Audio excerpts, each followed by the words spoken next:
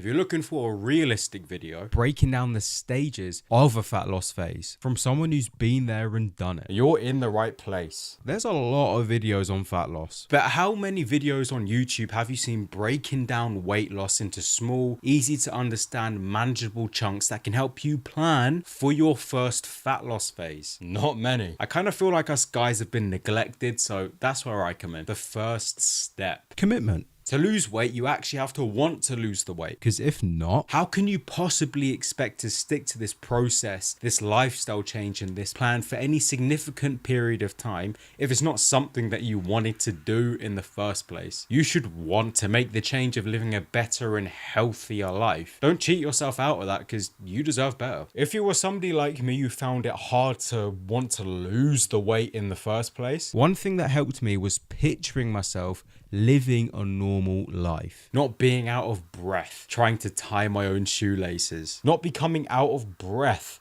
when I was eating, not breaking into a sweat every time I have to walk up a flight of stairs. So try and picture how much easier your life would be if you were to just lose the weight. Trust me, it gets better. It gets a lot better than whatever it is right now. Next, plan how much fat you're gonna lose. Oftentimes when we just say that we're gonna lose some weight, we usually do it until one day we just can't take it anymore and we just stop and regain all of the weight again. Gone are those days. A good rule of thumb for sustainable fat loss is around half a pound to a pound per week. At least that's what's worked for me. Do bear in mind that the heavier you are going to drop body fat at a faster rate. And this is because your body is just more willing to give up that excess fat as opposed to somebody who's much leaner. But half a pound to a pound a week is what's been most sustainable for me. After that, you're going to need to decide how long your fat loss phase is going to be. But what's a journey without its destination? I don't know. You tell me. You're the one who's watching the video. No, but in all seriousness, just experiment and see what lengths of time work best for you. Good rule of thumb is around 8 to 12 weeks. That's what worked for me. Anything longer than that and my body starts fighting me. Bonus tip: have an accountability tracker. Grab a journal and plot how long your fat loss phase is going to be. You put a tick every time that you hit your calories and you put a cross every time you